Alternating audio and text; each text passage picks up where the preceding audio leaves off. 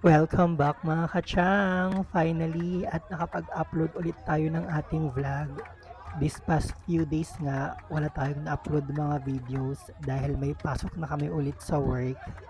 Bali, ito nga yung kabuuan ng aming trip going to Petra. At kung makikita nyo dyan, tamang sayawan ang mga katrabaho naming mga Arabo. Parang mas malalandi pa sila at mas malalambot ang mga katawan sa pagsayaw nila kaysa sa amin. Ayan nga, kung makikita nyo, itong isa sa mga katrabaho namin. O, di ba?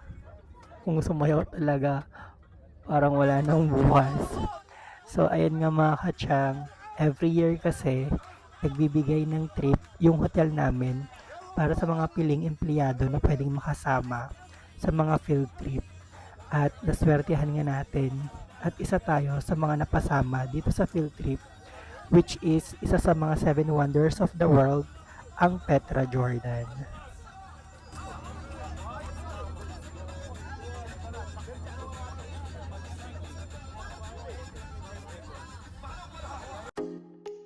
At ayan na nga mga katsang, alam nyo bang isa sa mga pangarap ko ay makapunta sa Ilocos sa Pagudpud para makita yung mga windmill, at hindi ko akalaing sa trip na to dito ako makakakita ng mga napakaraming windmill dito lang pala sa Jordan mga katsang.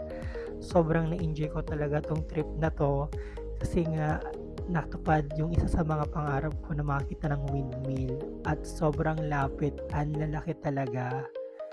Sobrang enjoy tong trip na to mga katsang.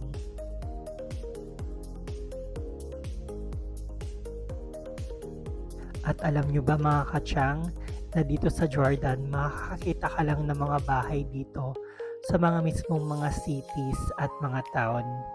Usually, yung mga daanan, wala kang makikita mga bahay dito tulad nito.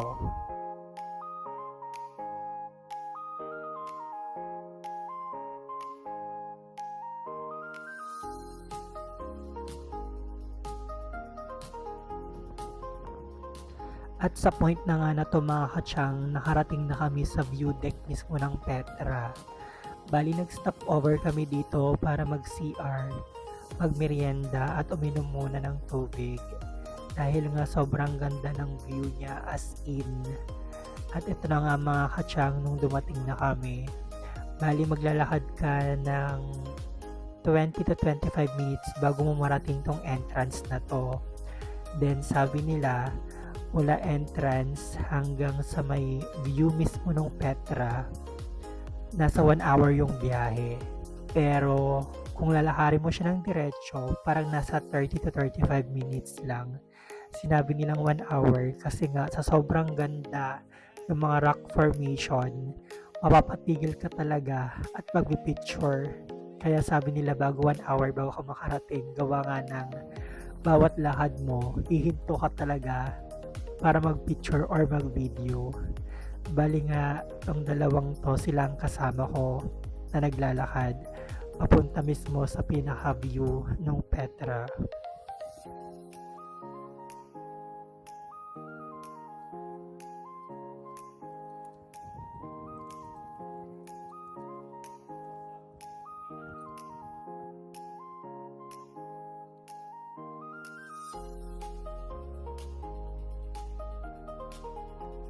At ayun na nga mga katsang, napastop over tayo dahil gusto magpa-picture ng mga trabahong Arabo. Kaya pinicturean ko muna sila at inabot ko muna yung cellphone ko sa kasamahan natin. By the way, mababait tong mga to kaya sige na picturean na natin sila. At kung makikita nyo nga mga katsang, grabe talaga yung rock formation nung view nung dinadaanan mo papuntang mismo sa view ng Petra. Sobrang gaganda. Kaya this is my first part of Petra Tour. Stay tuned for part 2 mga katsang. I-upload ko siya on my next vlog. Bye!